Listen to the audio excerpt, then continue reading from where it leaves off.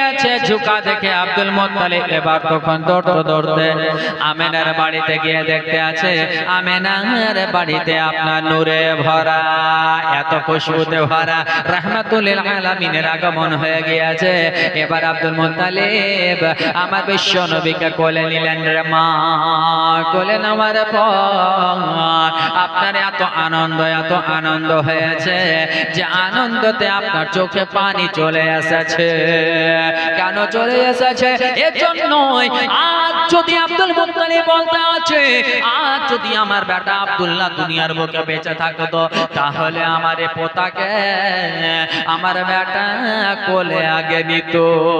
কিন্তু আমার বেটা দুনিয়াই নাই, আমার বেটা দুনিয়া ছেড়ে আব্দুল্লাহ আগে ইন্তেকাল হয়ে গিয়েছে। এত সুন্দর চেহারা, নুরানি চেহারাওয়ালা আমার নিজের পোতার চেহারা খান আমার বেটা দেখতে পেল না। এজন্য তো বলতে আছে কি বাবা গেলেন ব্যবসাতে, কে নবী ছিলেন মায়ের পেটে। আরে বাবা গেলেন ব্যবসাতে, নবী ছিলেন মায়ের পেটে।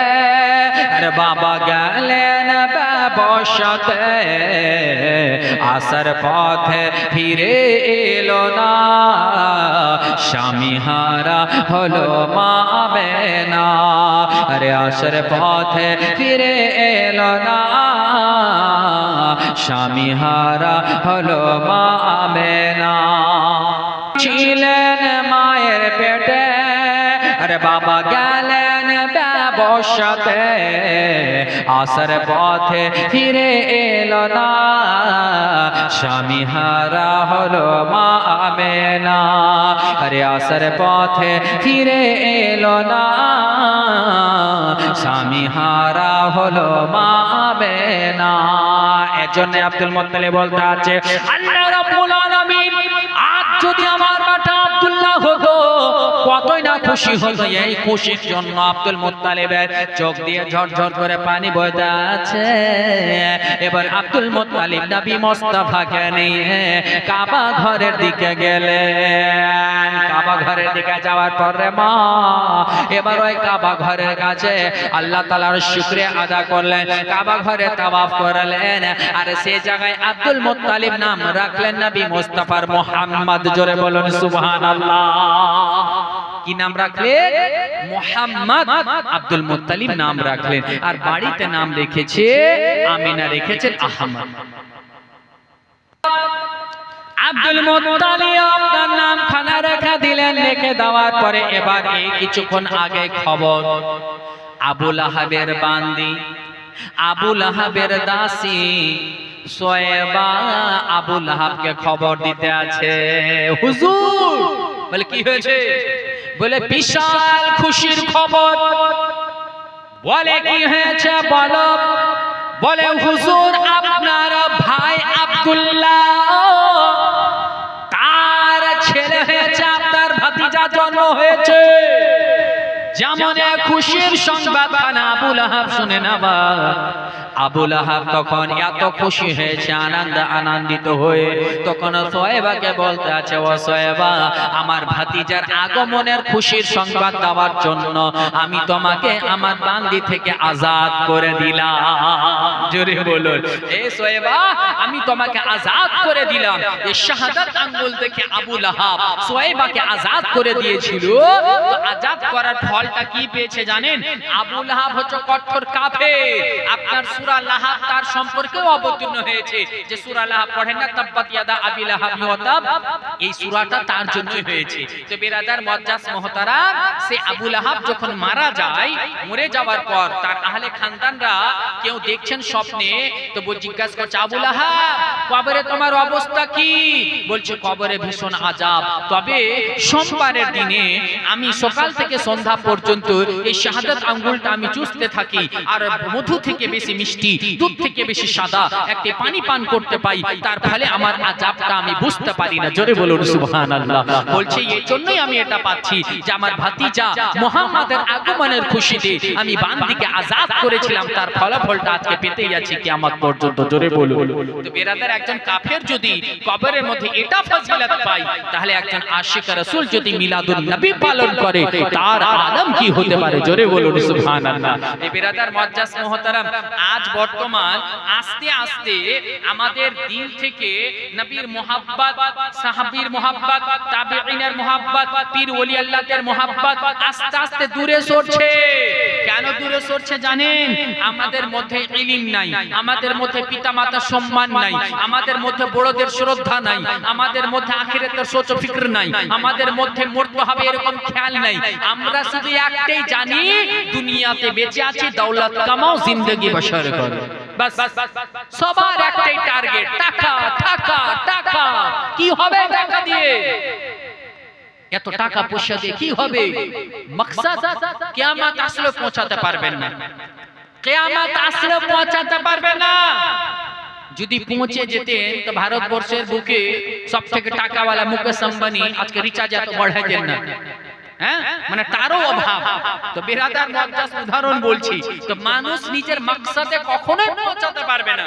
আজকে আপনার একতলা বাড়ি হয়েছে, কালকে সোচ আছে দুতলা করার, কালকে দুতলা হয়েছে, তারপরে তিনতলা, তিনতলা হয়েছে টাইলস, এসি, মার্বেল, এটা হলো আর একটা বাড়ি করব, ছোট বেটার বাড়ি, আমার নাতিনের বাড়ি, পোতার বাড়ি। আপনাকে দুনিয়া দিলেও মন ভরবে না। এটা হচ্ছে দুনিয়া। দুনিয়া মানে লোভ, লালসা। এটা এমন একটা জিনিস, এখানে চিরস্থায়ী বলে কিছু নেই। তবে বেরাদার মুআজ্জাজ, এই যে দুনিয়াতে আছি, কখন যে সব ছেড়ে চলে যেতে হবে, দুনিয়াতে আসছেন কিনা? আমরা যে এসেছি তো 10 মাস আগে 9 মাস আগে খবর হয়েছে যে এর থেকে একটা সন্তান দুনিয়াতে আসবে। হ্যাঁ, 10 মাস আগে 9 মাস আগে খবর, কিন্তু আপনি যাবেন কখন একদিন আগে খবর হবে। আমাদের গ্রামের ঘটনা বলছি, আমাকে তো চিনেনি আপনারা, যেহেতু আশেপাশেরই কুড়িয়াটার। তো আমাদের বাড়ির ওখানে একটা মহিলা, তো হঠাৎ করে তার আগের দিন ভালো চলাফেরা করলো, দুপুরের সময় হঠাৎ বাড়ির ভিতরে ঢুকে ঘরে থেকে গেছে, বের হয়নি, ডাকতে গিয়ে দেখছে মারা গেছে। কি জিন্দেগানি হঠাৎ। এবার খবর দিচ্ছে, আমি প্রোগ্রাম যাচ্ছিলাম, এই রাজা সাহেবও ছিল সঙ্গে। তো দেখছি জানাজা নামাজ কার, জি আমি নিজে জানি না, মানে আসরের নামাজ পড়ে আসলাম মসজিদ থেকে, এবার রেডি হয়ে গাড়ি নিয়ে বের হচ্ছি, তো রাস্তায় দেখছি জ্যাম লেগে আছে। জিজ্ঞেস করলাম কি ব্যাপার, এত ভিড় কেন? বলছে জানেন না। বলি কেন? বলছে আপজন ইন্তেকাল হয়ে গেছে। সকালে তো দেখলাম, মিয়া সুবহ জিসको तुम देखे हो কিয়ামত तक আর মুলাকাত नहीं होगी। আল্লাহু আকবার। একদিন এরকম হলো, ইশার নামাজে আমার পাশে ওই লোকটা নামাজ পড়লো, আর ফজরে নামাজ পড়তে গিয়েছি, তো আজানের আগে পৌঁছে গেছি মসজিদ। তো আমাকে বলছে মৌলানা সাহেব যারা এলান কর দিজিয়ে। মানে কার? বলছে মুনু ইন্তেকাল করে গেছে। কোন মুনু? বলছে এই তো রাত্রি নামাজ পড়েছে। আমি বললাম যে ব্যক্তি রাতে আমার পাশে নামাজ পড়লো, আপ সোচো যে আমার পাশে পড়লো রাতে, আমি তার পাশে এসে নামাজে দাঁড়িয়ে নামাজ পড়লাম, আর সকালে ফজরে আমি এলান করছি বিশেষ ঘোষণা, ফালাজন ইন্তেকাল করে গেছে। সব তখন বলতে বলতে চোখ দিয়ে পানি। এটাই ভাবলাম যে আজকে যার পাশে আমি নামাজ পড়লাম তার ইন্তেকাল হলো, দেখা যেত আমি যদি ইন্তেকাল হয়ে যেতাম তো কি হতো? আল্লাহু আকবার। আমার কি তৈরি আছে? আচ্ছা একবার কখনো ভাবেন যে এখন যদি আপনি মারা যান, আপনি কি জান্নাত বানিয়েছেন কবরটাকে? কবরটাকে ফুলের বাগান তৈরি হয়েছে? জি না। আপনার দিল বলবে যে মরলে গেলে রেহাই নাই।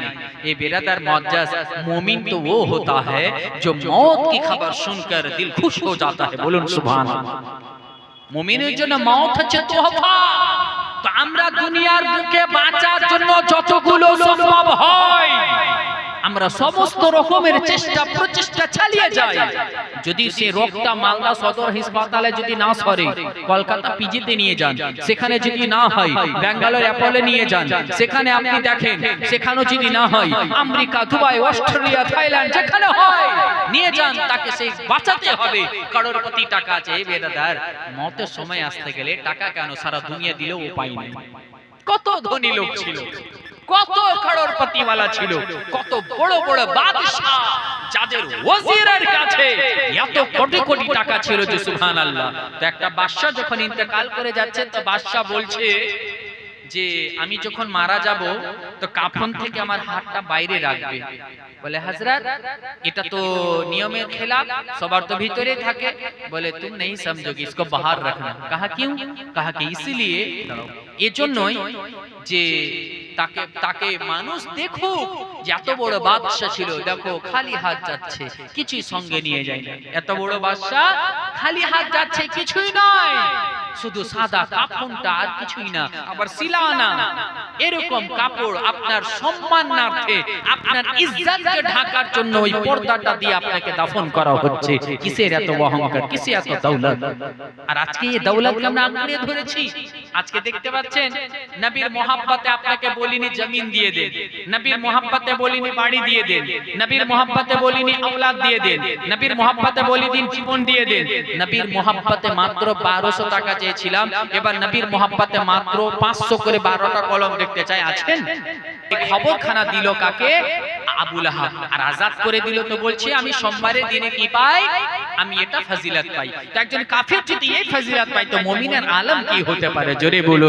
যেমন এই খবর দিয়ে দেওয়া, তারপর আবু লাহাব তাকে আজাদ করে দিল। আজাদ করে দেওয়ার পরে কিতাবের মধ্যে লেখা আছে আমার বিশ্বনবী সাল্লাল্লাহু তাআলা আলাইহি ওয়াসাল্লামকে নবীর আগমনের পরে আমার নবী মুস্তাফাকে সোয়েবা দুধ পান করালেন। তারপরে পরে হযরত আমিনা রাদিয়াল্লাহু তাআলা আনহা আমার নবী মুস্তাফাকে দুধ পান করালেন। এবার এই করতে করতে একদিন নয়, দুদিন নয়, 7 দিন হয়ে গেল। আর 7 দিন হয়ে যাওয়ার পরে এবার আব্দুল মুত্তালিব মক্কাবাসীকে একটি দাওয়াত দিলেন। জোরে বলুন সুবহানাল্লাহ। দাওয়াত দেওয়ার পরে মক্কাবাসীদেরকে ডেকে খাওয়া দাওয়ার ব্যবস্থা করেছে। সবাই মক্কাবাসীর বড় বড় সর্দারেরা এসেছে, খাওয়া দাওয়া হয়ে গেল। এবার আব্দুল মুত্তালিবকে জিজ্ঞেস করতে আছে, আব্দুল মুত্তালিব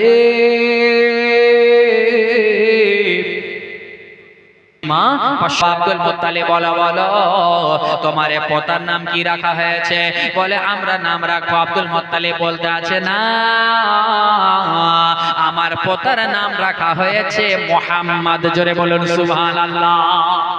আমার পোতার নাম রাখা হয়েছে মুহাম্মদ, যে নামটা এর পূর্বে কারো ছিল না। যেমন শুনে নেওয়া, তাদের মনটা খুব খারাপ, এজন্যই তারা চাইছিল যে আমরা আব্দুল মুত্তালিবের পোতার নাম রাখবো। কিন্তু এই নামটা তো আব্দুল মুত্তালিব না, বরং আল্লাহ তাআলা রেখেছেন। জোরে বলুন সুবহানাল্লাহ। এবার এই করতে করতে 7 দিন, 8 দিন, 10 দিন, 15 দিন হয়ে গেল। যেমন 15 দিন হয়ে যাওয়া মক্কার রীতিনীতি ছিল রে মা। আর যখন 2 সপ্তাহ হয়ে গেল, 15 দিন হয়ে গেল, মক্কা শহরের রীতিনীতি ছিল সেই জায়গাতে কোনো সন্তান ভূমিষ্ঠ হলে তারা মক্কা শহরে রেখে দুধ পান করাতো না, তারা গ্রামে পাঠিয়ে দিত। এর জন্য যে গ্রামে পাঠাতে গেলে সেখানকার ভাষা এবং খাওয়া এবং সেখানকার আবহাওয়া ভালো, বাচ্চাদের পক্ষে খুবই ভালো হতো। এজন্যই আমিনা রাদিয়াল্লাহু তাআলা আনহা আমার বিশ্বনবী সাল্লাল্লাহু তাআলা আলাইহি ওয়াসাল্লামকে নিয়ে আপনার বাজারের কাছে আছেন। আর সেই জায়গাতে মক্কাবাসীর আপনার অনেক মহিলারা উপস্থিত। আর ওই